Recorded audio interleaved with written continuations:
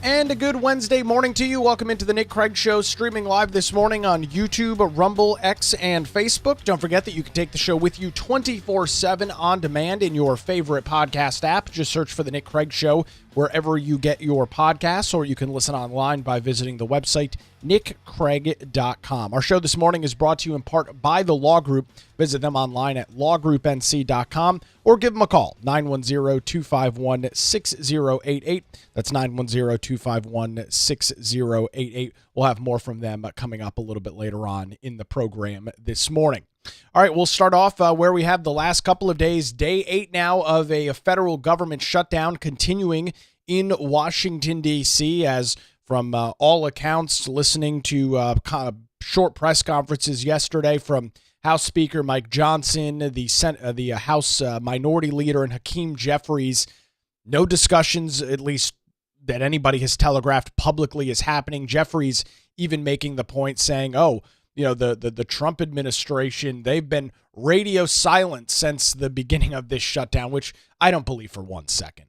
I mean, this administration, Trump has been talking about this publicly literally every single day since the shutdown began. I believe the reason that Hakeem Jeffries believes that there's a quote-unquote radio silence going on is because he's not getting what he wants. That doesn't mean there's radio silence. And I mentioned this yesterday. I was in for Vince Coakley yesterday on WBT Radio. I was scheduled to be on today. Those plans have changed, so I'm not filling in. We'll have a regular full-length show here this morning. But I got a call from somebody who was talking about how this is the Republican shutdown. It's their fault. They don't care about the American people, so on and so forth. And I made this point, and I don't like having to go here, but it's the God's honest truth. Democrats are in the minority. Democrats do not have any bargaining chips. They do not have any leverage right now in Washington, D.C. Zero.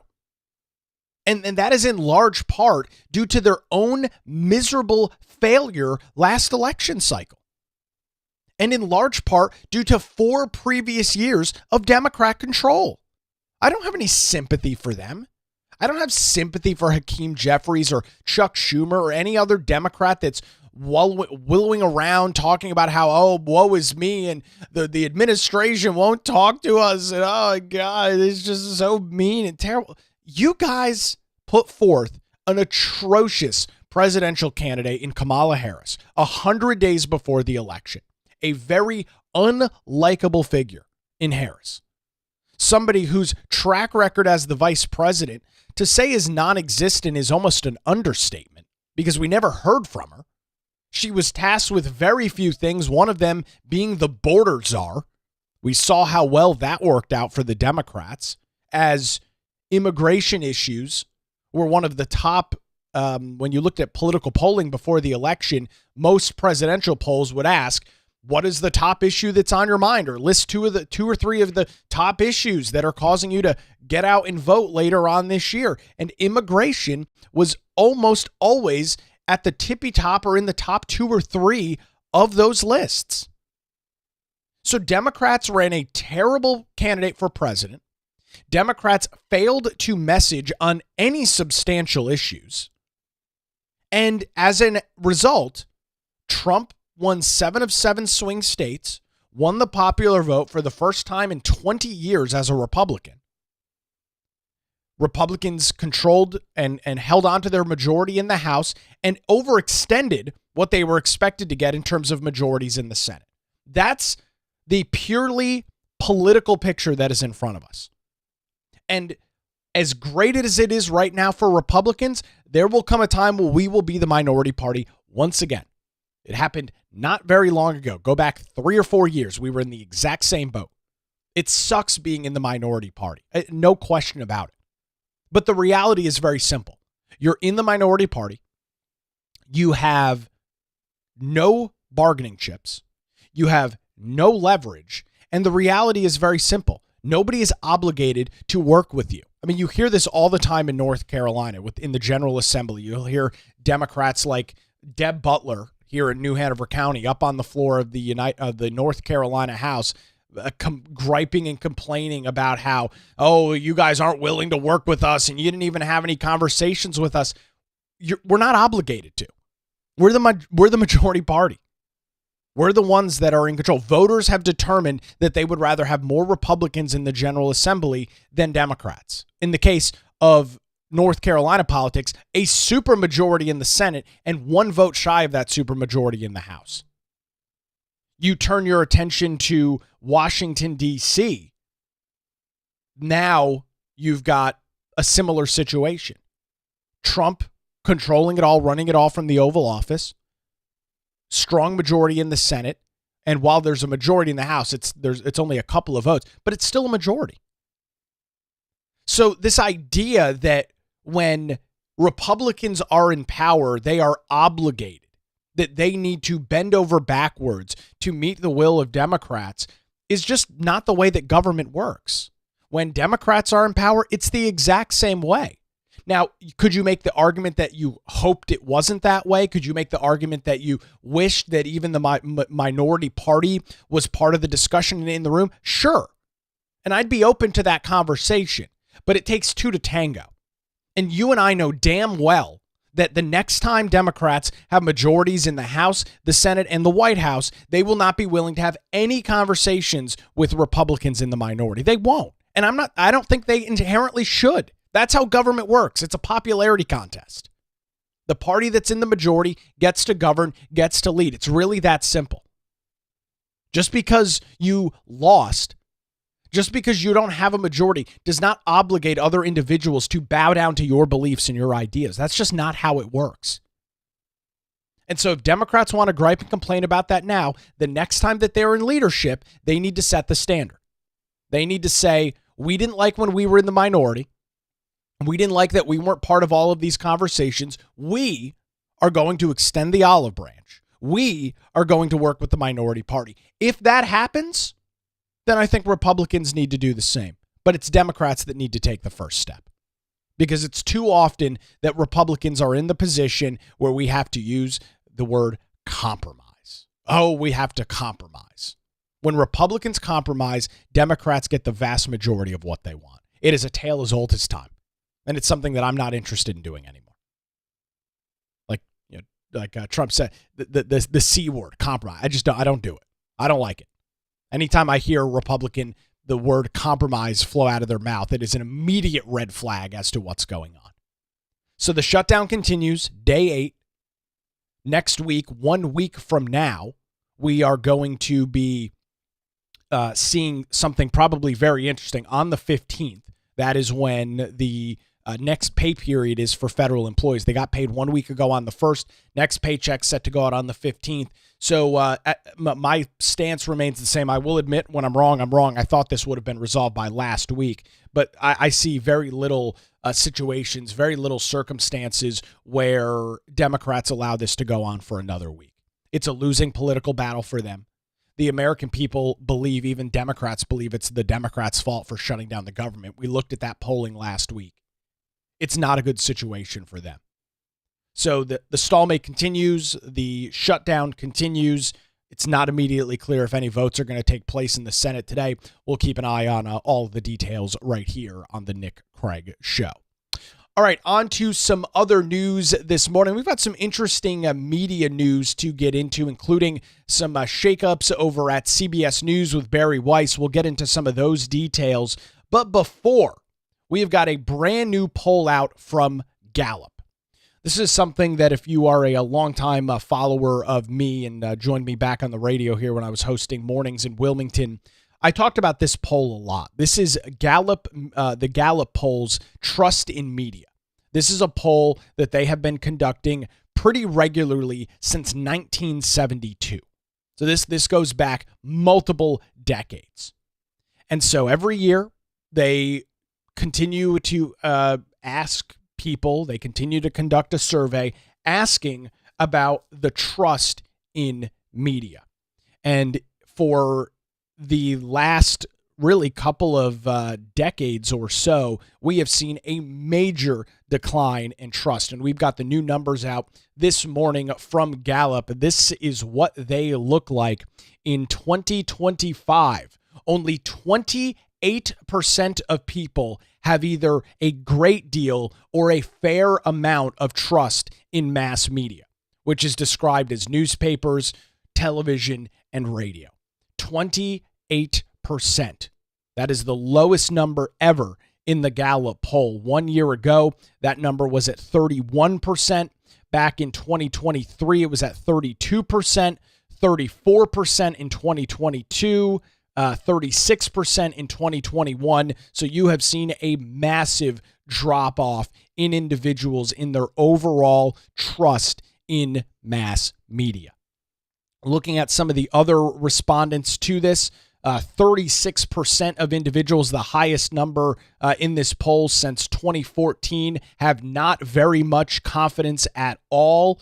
And then 34% say that they have none, zero trust in the mainstream media. Now, the individuals that had no trust in the media back in 2023 was at 39%. So that number has fallen a little bit as not very much has risen. But really, the headline for me, this plummeting number of individuals that have a great deal or a fair amount of trust, now at just 28%. So let's dive into the details on this. Why is it that individuals have such little trust in mainstream media? And when I ask this, it's not tongue-in-cheek, and I'm genuinely not trying to be a smartass about it. It's not a rhetorical question. Why is there such little trust in media now? I think a large part of it has to do with social media. The reason that a lot of what people see on television, a lot of what people and newspapers, they still ask about newspapers, but those newspapers are shells of what they were even 10 years ago. I mean, the Wilmington Star News is now delivered by the Postal Service a day late, and news articles that are 3 days old. I mean, there's no circulation. Nobody is reading it. The only paper that you still have in North Carolina that is in any sort of regular circulation is the Raleigh News and Observer and the Charlotte Observer. And both of those outlets are seeing major declines in their physical readership. So when you look at newspapers, television, and radio, the trust continues to fall. And as I mentioned, I think a large part of that is social media. You now have the ability to fact check what you're hearing. You now have the ability to look at a situation when you're getting information from what would be considered a mass media outlet. That would be the likes of ABC, CBS, NBC News. You now have the ability to see if you are getting the whole and the full and the true story. And many times the answer to that question is no, you are not. You're not getting the full story. You're not getting the whole truth. You're not getting both sides of the argument. You're not getting both sides of the equation. You're being pigeonholed. You're viewing it with blinders on from the media outlet, not you yourself, but the media outlet has been very obvious and very clear in their intentions to make it as this is the truth, this is the fact, and don't look anywhere else. I mean, even just some recent examples of this. Look at what's going on over in Portland, Oregon right now. Look at what's going on in the streets of Chicago, Illinois. You have got Democrat politicians like J.B. Pritzker. You've got Democrat politicians like the police chief in Portland, Oregon, going on CNN, going on other news outlets, and turning a situation that you can see with your own two very eyes is not a good situation. ICE agents being boxed in by cars in Chicago. In Portland, Oregon, you've got individuals getting in full-on fist fights in front of ICE facilities, individuals throwing debris, whether it's rocks or bricks or water bottles, at Immigration and Customs Enforcement officials in Portland. It's not a good situation. Yet you listen to the rhetoric from politicians on the left, and you're told that's not true. You're told that's not happening. We heard from the governor of Illinois, and J.B. Pritzker, that the Department of Homeland Security is running to cameras before they have time to deal with the situation. We've heard from Governor Pritzker that they are responding to calls, but it is the Department of Homeland Security that is not doing the job that they need to. That's what we're being told. Yet if you go on social media, if you go on Twitter or you go on Facebook and you search for Chicago scanner traffic, you will see and hear a completely different situation. You will see and hear individuals working with local law enforcement telling officers to stand down. You will hear individuals that work for presumably the Chicago Police Department saying, don't respond to a call. Just stand back, wait a couple of blocks away. And the Department of Homeland Security published this scanner traffic on their X account yesterday. This is what it sounded like. So J.B. Pritzker says, we're working with federal law enforcement. They're just not giving us the access. They're not giving us the time. They're rushing to put out a press release. But we're working with them. We're trying to work with them, but it's their fault. And so here is evidence number one, exhibit number one. This is real, not AI, Chicago police scanner traffic back a couple of days ago. All right, and 999, just to confirm, 39th Police in Kedzie, they were saying that they were being surrounded by that large crowd, and they were requesting the police were not sending. I'm waving off all the cars heading to 39th Police in Kedzie. Again, those are the orders we're being given. Okay, 10-4. And again, for all the units that we called to go over that way, 39th Police in Kedzie, if you could just hold off 911, 913, 923, 924, 933, 934. Just disregard that. 39th Police in Kedzie. Just disregard that. Just disregard it.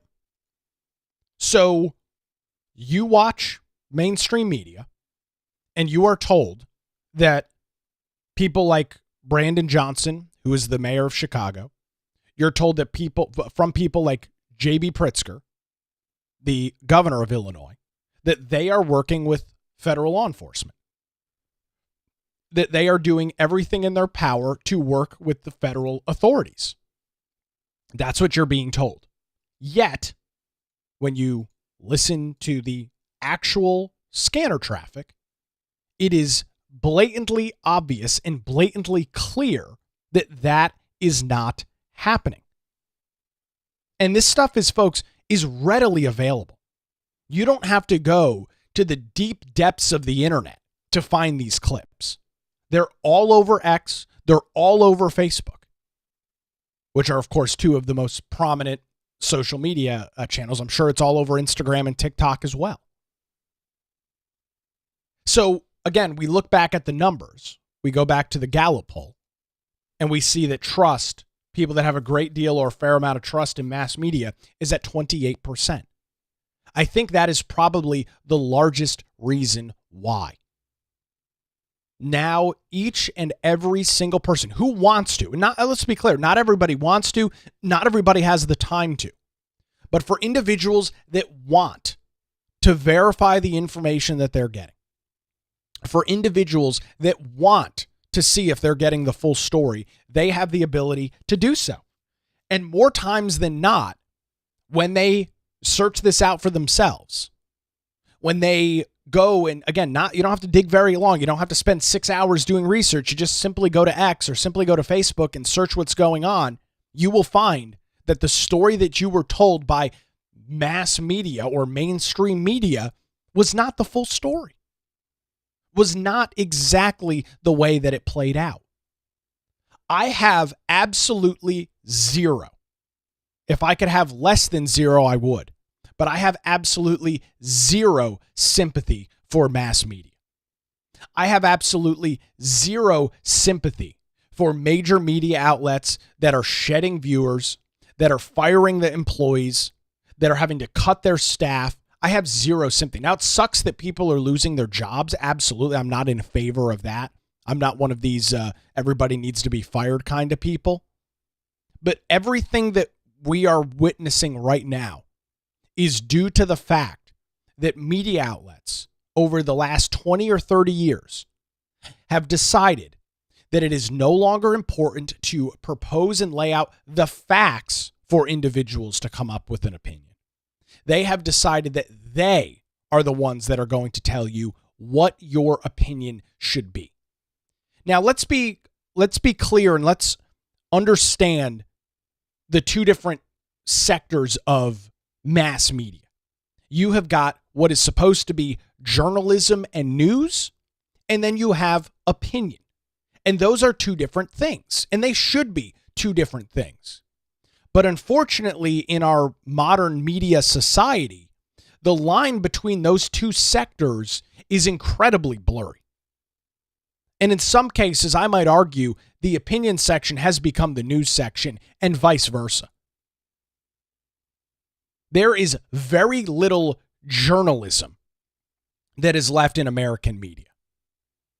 Journalism, true journalism, where somebody goes, tracks down a story, reports on it in a way in which both sides have the ability to not necessarily discuss, but both sides of the story are out there. Facts on both sides are there. And then you, the viewer, you, the reader, you, the listener, are able to determine based on your own opinions and reading information what you think about an issue. There is very little of that left in mass media. Now, there is still significant amounts of journalism going on, but most of that is happening in alternative outlets. You are seeing the rise of, for example, Substack, which is a very popular platform where many individuals are now making a living and operating as a true independent journalist. These individuals are covering stories. These individuals are tracking down sources and providing information to an audience that is willing to pay for it. Because they have some level, and I would argue if you're willing to invest in something, a significant level of trust in what they are reading. So there is still some level of journalism in American media, but very little of that is at your mainstream outlets. There are, just a couple of people that I could point to at major media outlets that are still what would be described as kind of an old school journalist. Somebody that, an old school newsman or newswoman. Very little of that exists. Most of what you see now on news, and again, I'm not talking about opinions. I'm not talking about an opinion show like Sean Hannity, for example. That is not a hardcore journalism news show. It is very much an opinion show, the same way that this show, the Nick Craig Show, is an opinion-driven show. I'm not beating the streets with my fedora and my news notebook and running around and getting stories.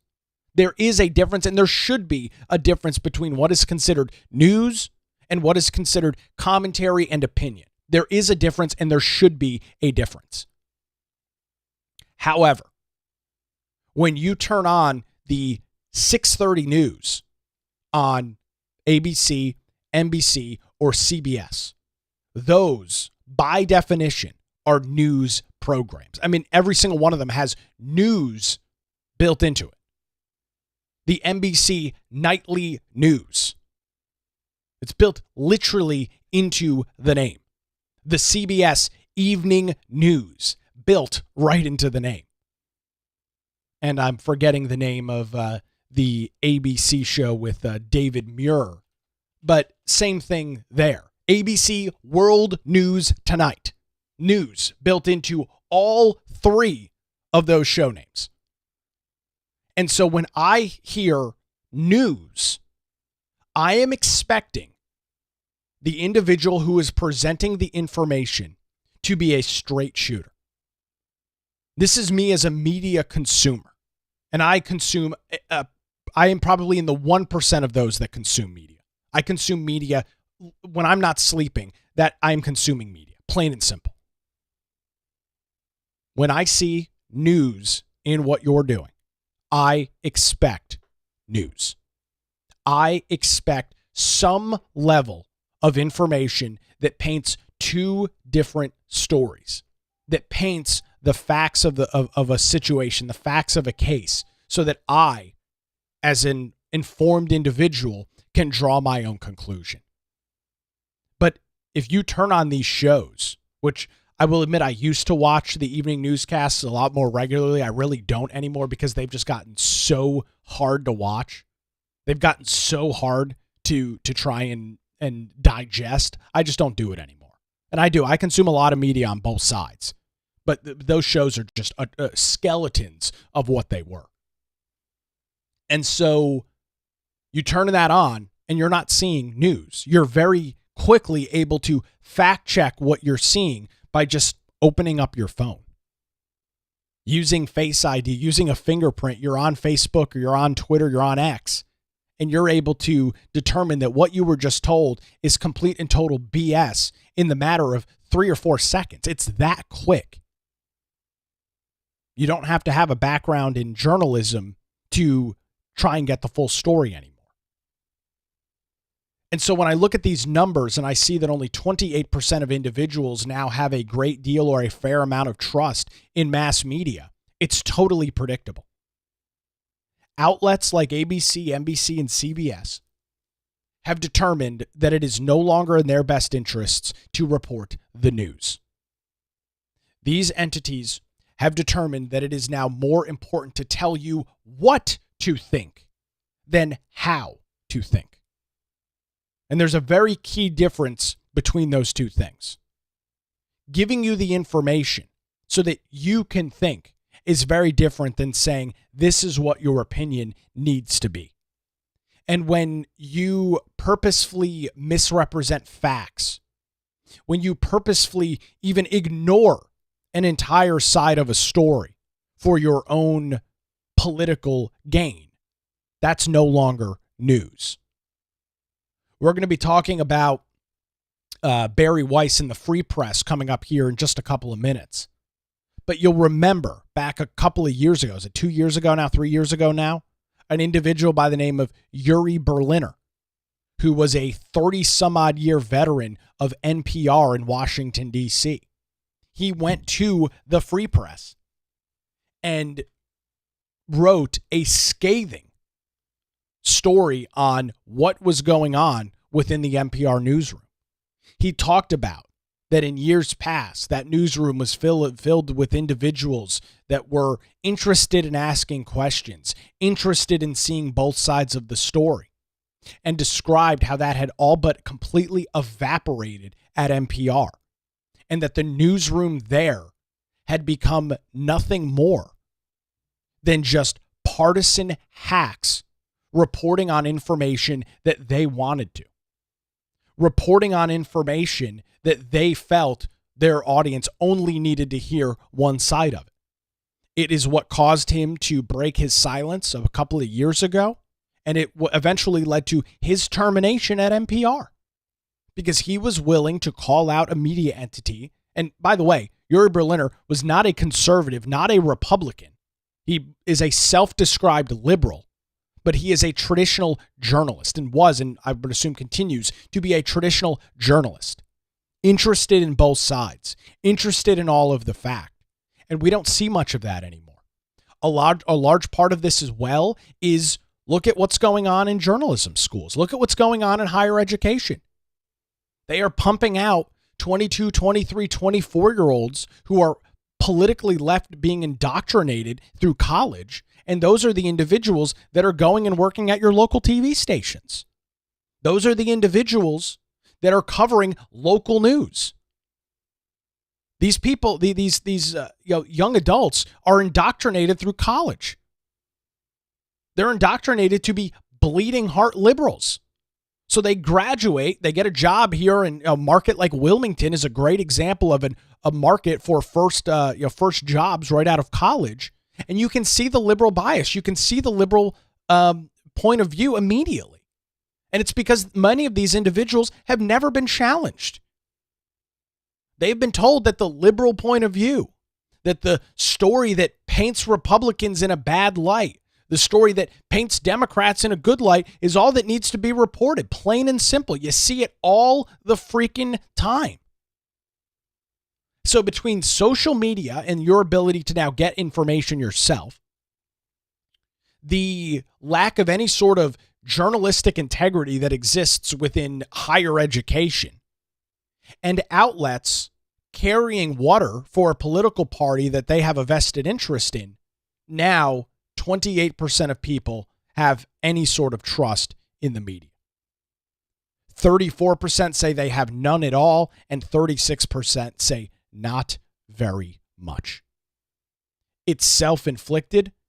It's completely predictable.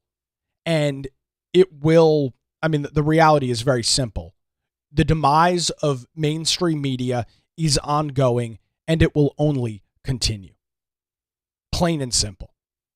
And it's not just a Republican issue. This is not just an issue for the so-called radical right. Here is the partisan breakdown in this Gallup poll, pulling this up for you. This says partisan trust in media and mass media by age. So no question about it, older individuals, those 65 plus, have more trust in media than younger folks, which makes sense. They grew up in an era and lived through an era in which the media did have some level of integrity, in which they could count on some level of truth and fact on the media.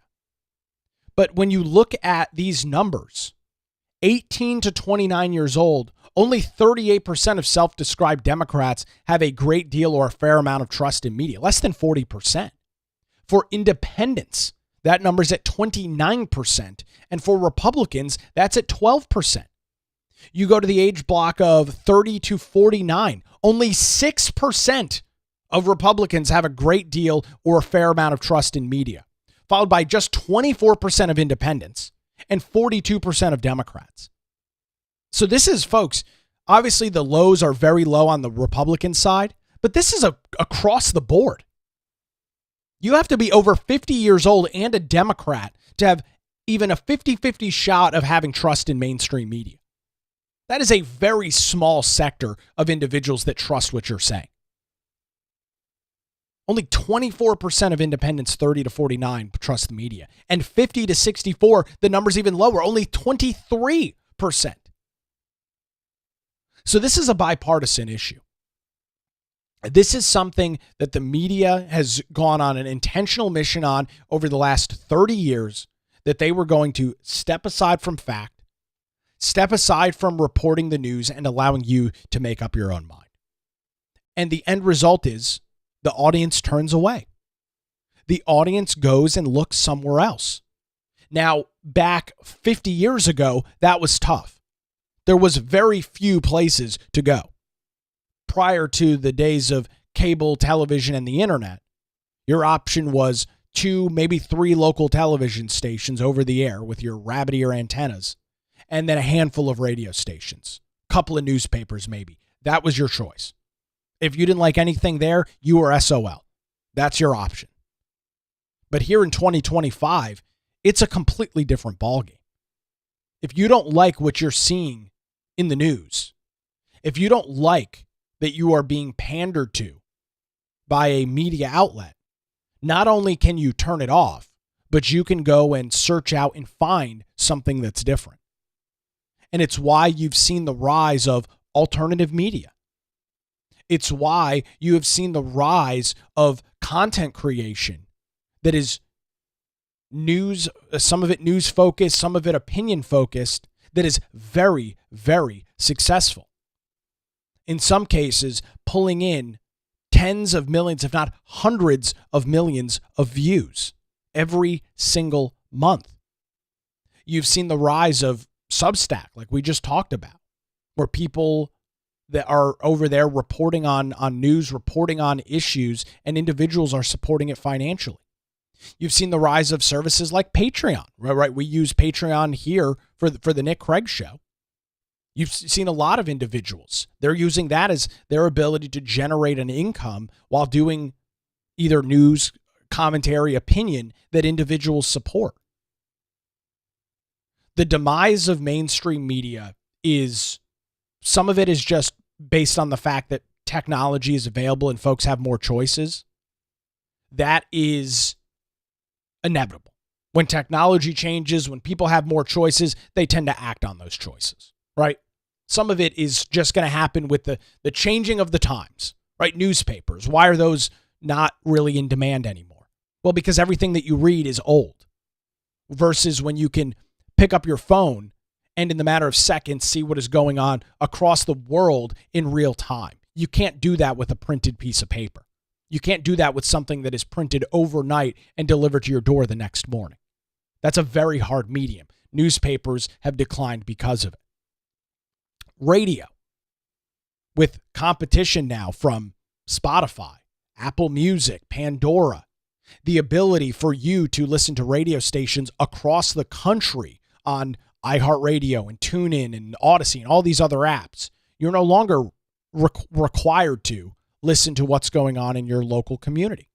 Plus, radio has gone through a terrible transition where they've decided to essentially fire everybody and spend $0 on any of the resources that they have. They pay their employees nothing. They don't invest in them at all. And then when they get in some controversy, they fire them. Not speaking from personal experience or anything like that. So those two industries, you've already seen the major decline. And TV is next. Local television is next. Some of it is due to, again, the technological advances. You can go on YouTube and watch content. You don't have to sit in front of a television. And another part of it is the fact that some, and again, a lot of this is dependent on where you live and what you're watching, some of the content is very, very partisan in nature. It's not news. There is a huge political lean with it. Conservatives and Republicans, independents and Democrats are not interested in watching that. That's not my opinion on it. That's not my stance on it. That's what the data would back up. That's what this Gallup poll is showing across party lines. Some of it is due to technological advances. They had no control over that.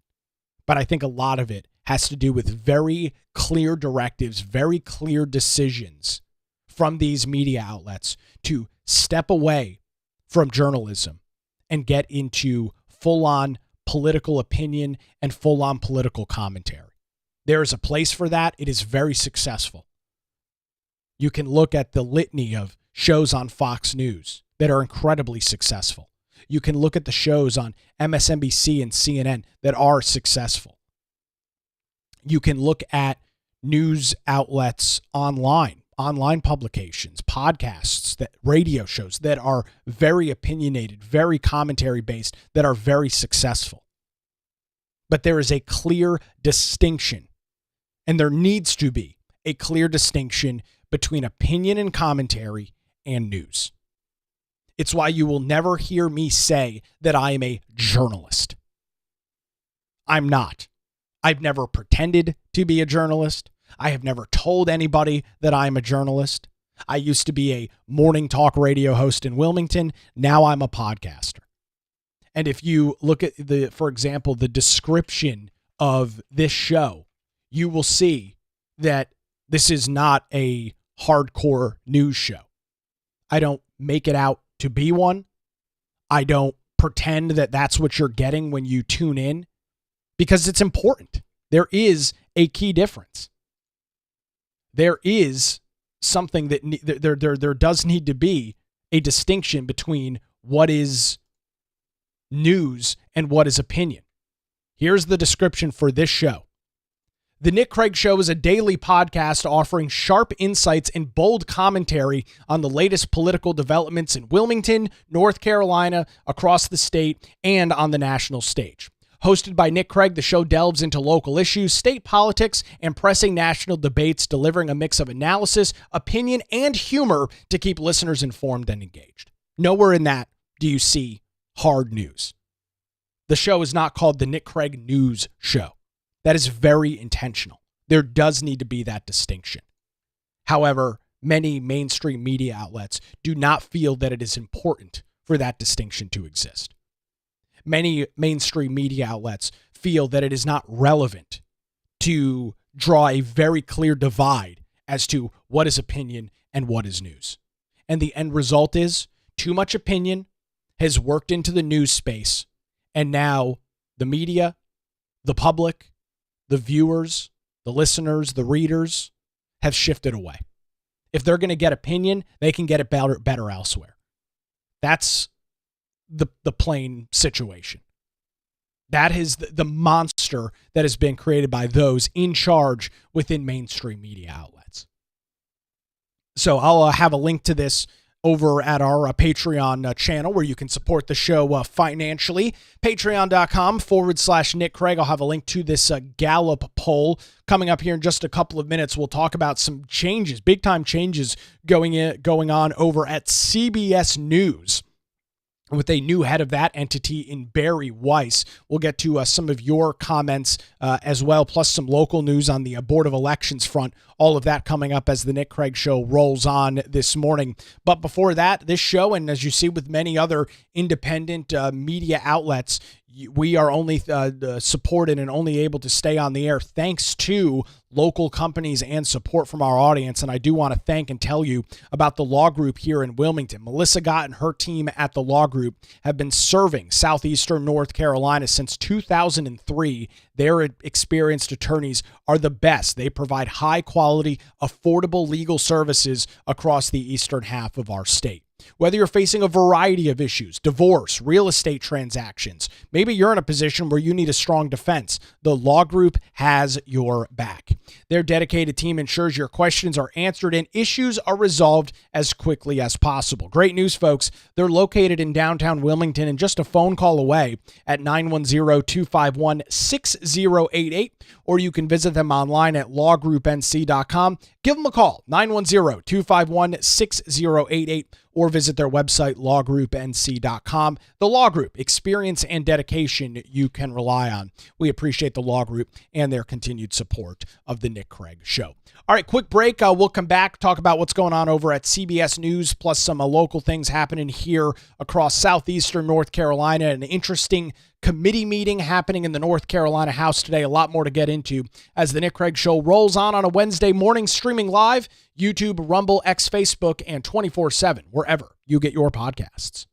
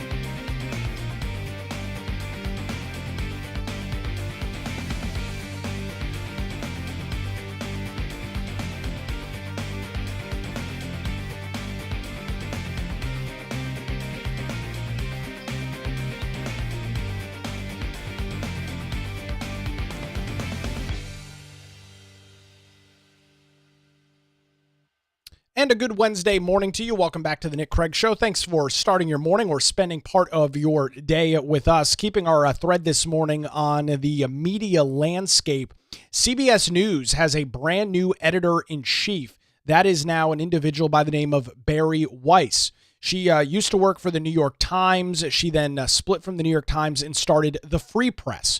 That's been a relatively popular website over the last couple of years.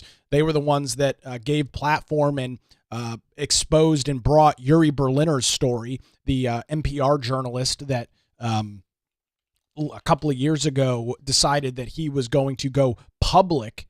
This was his story over at the Free Press. I've been at NPR for 25 years. Here's how we lost America's trust. They broke this story. This thing absolutely blew up. It was published April of last year, so a little over a year and a half since that publication. And they've had a couple of other really big stories. But she created the Free Press after leaving the New York Times, and she has now been appointed as the editor-in-chief of the news division at CBS. So she is now the editor-in-chief, the head of CBS News. And with that, well, there is a freak out happening in CBS newsrooms, according to The Independent, which is another media outlet. Journalists within the network feel, quote, "It is not in a good place right now." And with the announcement that Bari Weiss is now the editor-in-chief, the newsroom staff is, quote, "literally freaking out," with sources telling The Independent that it is not a good situation unfolding. So this is something that is going to be interesting to watch. I will admit I don't really know a whole hell of a lot about Bari Weiss. I'm going to be the first to admit that. I'm familiar with her. I'm somewhat familiar with what she does, but I would not consider myself, and I'm not going to sit here and pretend to be a subject matter expert on Bari Weiss. So will this be a good thing? Will this be a bad thing? My thoughts and stance on that right now is it can't possibly be any worse. And we just looked at we just spent 40 minutes talking about the Gallup poll with Americans' trust in media. Obviously, something has to change. Something needs to shift. If it doesn't, the legacy media outlets that exist right now, the CBSs, the NBCs, the ABCs, they will not exist. I don't know exactly what the time frame is, but it won't be very long. There is so much competition in the media space. What used to be, if you had a television station, a radio station, or a newspaper, you essentially had a money printer at your disposal. You owned 90+% of the audience. You could charge whatever you wanted for advertising, and people had absolutely no choice but to spend money with you to get information about their products, their services, their company out to an audience. That has changed dramatically over the last 10 or 15 years. Companies now, many of them, spend their advertising budget, especially small local companies and even medium-sized local companies, they spend their money on digital advertising. They're buying ads on Facebook. They're buying pre-roll ads on YouTube and Rumble and other media platforms. They're buying social media advertising on Instagram. That's how they're getting their message out there. They have shifted their advertising budget away from television, shifted away from media, TV and radio, and are now putting it into online media publications. They are now spending that money not with any local outlet, but spending it with big, national companies like Facebook and X and YouTube and Google and everywhere else. So that's where the money is going. And I this is self-explanatory, but I'll just reiterate it. The reason that over-the-air television, the reason that radio in your car is free is because it is supported by advertisers. Not that it's not very expensive to run and operate a television station. It is. It is very expensive to run and operate a radio station. Been there, done that. It's very expensive. And so the way that you subsidize that expense, the way that you can pay to keep your signal on the air, the way that you can pay employees is by selling advertising. It is and exclusively, and it's changed a little bit in recent years with all these newspapers and television outlets and radio stations having websites where they produce content and there's digital advertising there, sure. But for the most part, it is still an advertiser-supported medium. That's why it's traditional TV and radio is free. There is no cost to you, the consumer. You can go to Walmart and purchase a $15 antenna, hook it up to a television, and you can watch dozens of TV channels for free. Now, you're going to sit through commercials, sure, but that's the model. That's how it's worked. So looking at what's going to happen with Bari Weiss over at CBS News, it's not immediately clear. I don't know exactly how she's going to handle herself.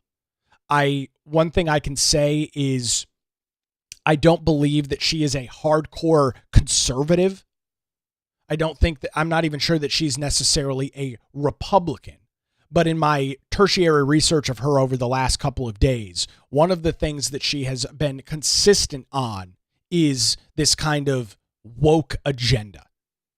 She, for 5 or 6 years now, has been a strong voice against this kind of woke garbage nonsense that so many of us on the right absolutely despise. And so, if nothing else, if she kind of cuts out this woke garbage DEI crap that you know exists over at an entity like CBS News, that could be a major shift for one of the largest news organizations in the world in CBS News. And they've got employees literally plastered all over the globe. So it's going to be interesting to see the fact that journalists within the CBS newsroom are apparently panicking and freaking out over the announcement that she's going to be the editor-in-chief is probably a sign that the status quo of woke garbage and woke nonsense, those days hopefully will pass over at CBS. I don't want major media outlets to go away. I really don't. I think the more media we have, the more outlets we have, the better. But at the same time, if they have lost their audience, if they have lost the trust of the viewers, readers, or listeners, it's only a matter of time.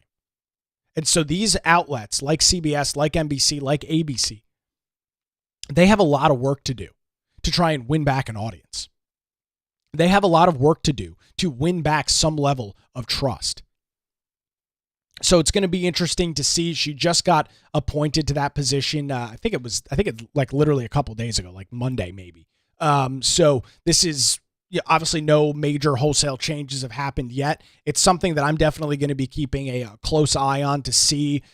She inevitably will be speaking public at some point. It's going to be interesting to see if CBS's news content begins to shift a little bit as it relates to the content that they cover and how they cover it. So it's definitely something to keep an eye on. I'll be looking at it, and as anything relevant boils to the top, I'll bring it to you right here on the Nick Craig Show.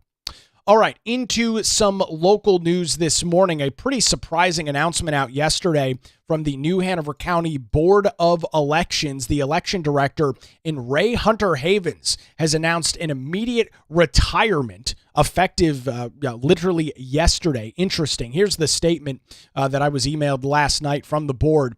Today, the New Hanover County Elections Director Ray Hunter Havens announces her retirement effective immediately, citing health reasons. Ray Hunter Havens has served the citizens of New Hanover County and the state of North Carolina for many years with dedication and professionalism. The Board of Elections thanks her for her public service and wishes her well in retirement. Now, it's also added in here that to assist with the transition, Hunter Havens will continue to provide consulting services to the county through April 1st of 2026. Now, it is interesting that this announcement is coming out when it is, because you've got early voting that begins in less than 10 days here across southeastern North Carolina for the municipal election. So the election director announcing her retirement less than 2 weeks before the start of early voting is definitely something interesting. The reality of it is pretty simple from my vantage point. We saw the change earlier this year in general statute We saw the North Carolina General Assembly change who has authority and oversight over the state board of elections and therefore the local county board of elections. It was previously under the governor. It's now under the state auditor's office. The state auditor is Dave Bullock. He joined us on the show back a couple of weeks ago.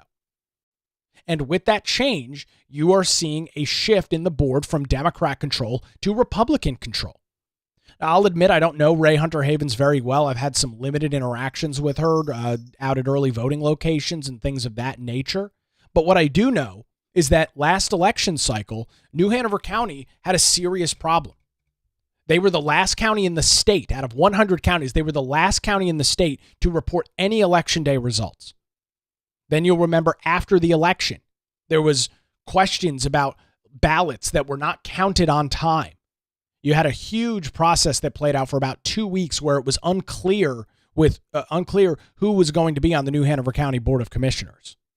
That was a huge black eye for the New Hanover County Board of Elections.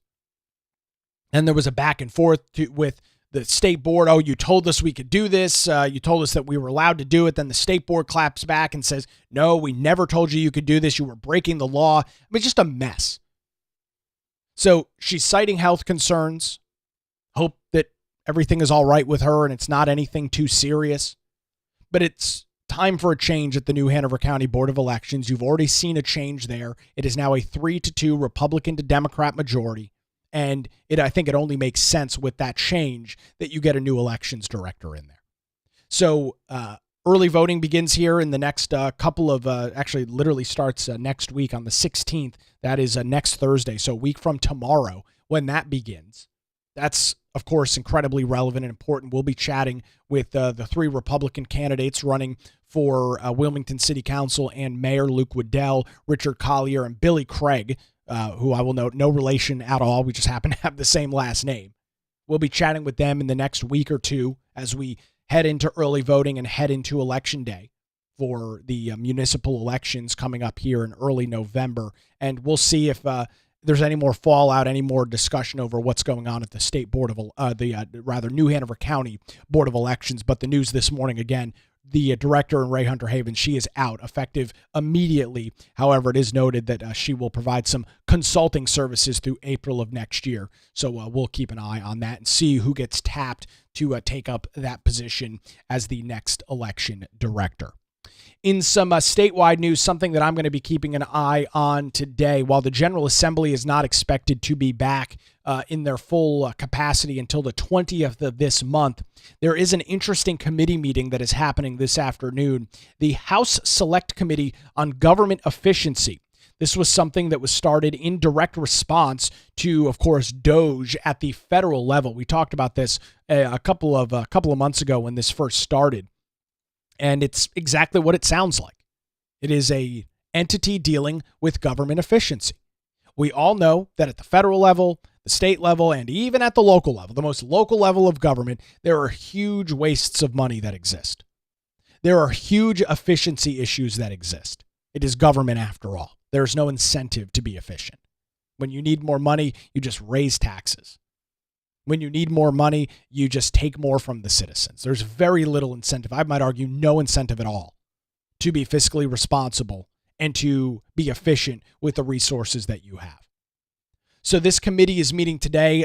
There's no agenda published for the meeting, so it's not clear exactly what is going to be discussed. I will note that Representative Charlie Miller, who is a Republican who is in the General Assembly, represents Carolina, Curie Beach, that area, and then over the river into Southport and portions of southern Brunswick County. He is a member of this committee, so we'll see if he's got anything to say, and we'll watch that meeting 1 o'clock this afternoon at the General Assembly. If anything is relevant, anything is interesting, as always, I'll be running a recorder on it, keep my eye on it, and we'll provide any details and pass it along to you right here on the Nick Craig Show.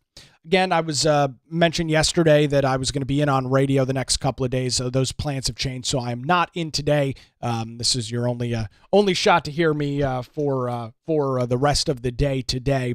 But you can, of course, always check out the Carolina Journal News Hour, a show that I host at 5 a.m. on WBT Radio in Charlotte. It's in all of your favorite podcast apps and available over at the Carolina Journal YouTube channel. So rolling through here on the rest of a busy week here across North Carolina. Thanks to the law group here in Wilmington for their continued support. You can give them a call at 910-251-6088 or visit their website, lawgroupnc.com. That's going to do it for a Wednesday edition. We're back here tomorrow morning on The Nick Craig Show.